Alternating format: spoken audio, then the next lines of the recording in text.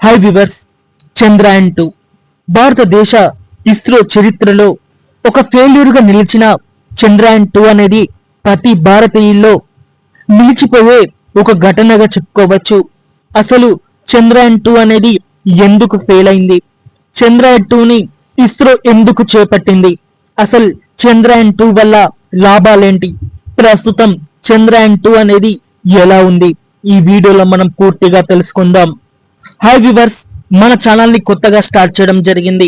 నాకు మీ సపోర్ట్ ని అందించి మన ఛానల్ ని ఒక్క లైక్ చేసి సబ్స్క్రైబ్ అనేది చేసుకుంటే నాకు మీరు ఎంతగానో సపోర్ట్ చేసినట్లుగా ఉంటుంది. చంద్రయాన్-2 భారతదేశంలో అత్యంత కీలకమైన ప్రాజెక్ట్ గా చెప్పుకోవచ్చు. చంద్రయాన్-2 మీద ప్రపంచ దేశాలు కూడా ఆసక్తిగా ఎదురు చూశాయి. ఇప్పటి వరకు చంద్రుడి మీద ఎన్నో దేశాలు ప్రయోగాలు అనేవి చేశాయి. కానీ చంద్రుడి మీద సేఫ్ ల్యాండింగ్ చేసిన దేశాలు మాత్రం 3 దేశాలు మాత్రమే చరిత్రలో నిలిచాయి. చంద్రుడి మీద సేఫ్ ల్యాండింగ్ అనేది చేసి 4వ దేశంగా భారత్ చరిత్ర సృష్టించాలని చంద్రయాన్-2 ప్రాజెక్ట్ ని ఇస్రో పట్టాలెక్కించింది.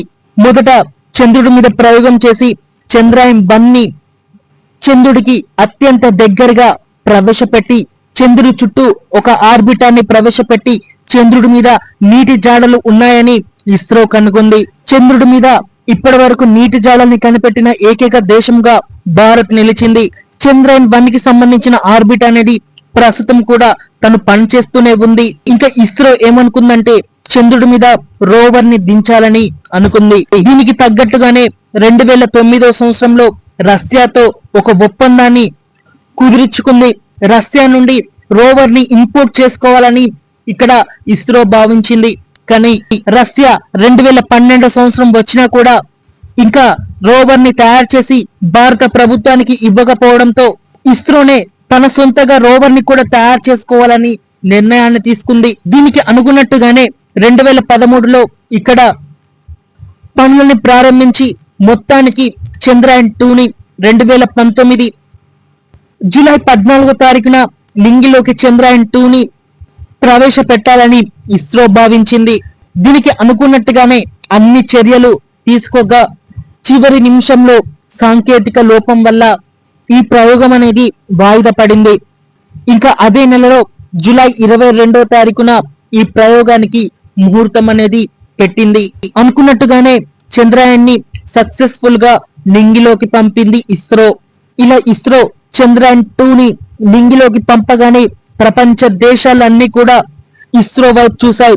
ఒక్కసారి ఈ ప్రయోగం అనేది సక్సెస్ అయితే చంద్రుడి దక్షిణ ధ్రువం మీద దిగిన దేశంగా భారతదేశం చరిత్రకి ఎక్కుతుందని, అలాగే సేఫ్ ల్యాండింగ్ చేసిన 4వ దేశంగా భారత్ నిలుస్తుందని కొన్ని దేశాలు అనుకున్నాయి. అలాగే చైనా, పాకిస్తాన్ లాంటి దేశాలు ఎంతగానో కుళ్ళుకున్నాయి.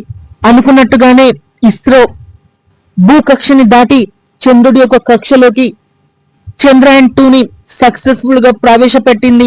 దీంతో ఒక్కసారిగా భారతదేశంలో ఉండే ప్రజలందరూ సంతోషాన్ని వ్యక్తం చేశారు.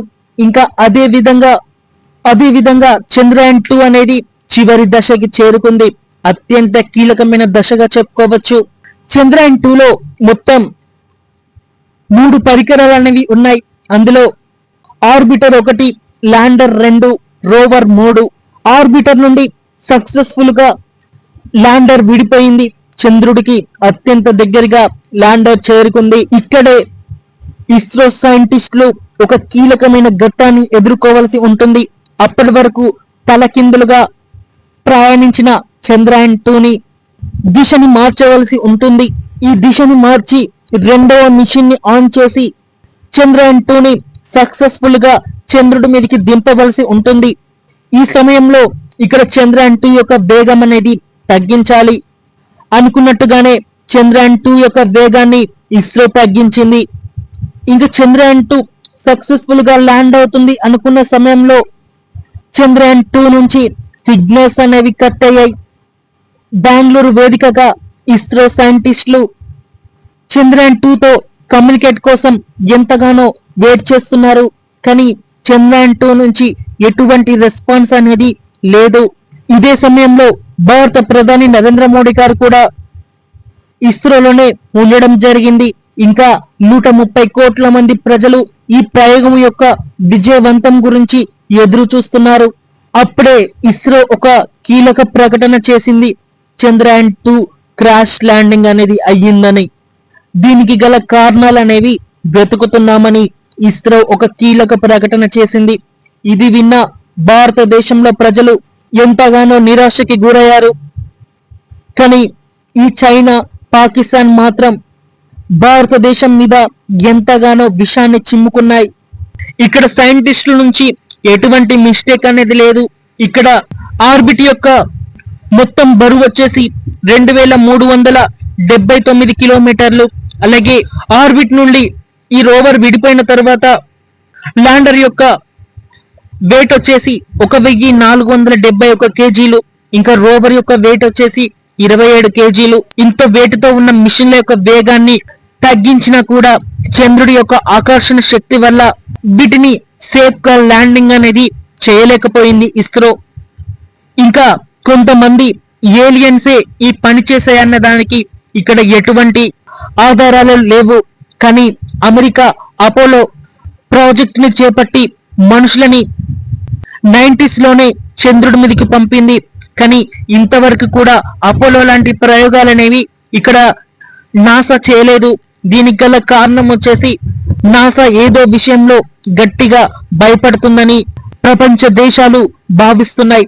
అలాగే అమెరికాకి ఏలియన్స్ తో సంబంధం అనేది కూడా ఉందని ప్రపంచ దేశాలు భావిస్తున్నాయి. వీటిలో నిజం అనేది ఎంత అనేది పక్కన పెడితే చంద్రయాన్ 2 అనేది భారతదేశంలో ఎంతటి నిరాశని మిగిలించిందో, చంద్రయాన్ 3 అనేది భారతదేశంలో అంతటి సక్సెస్ ని అందించింది.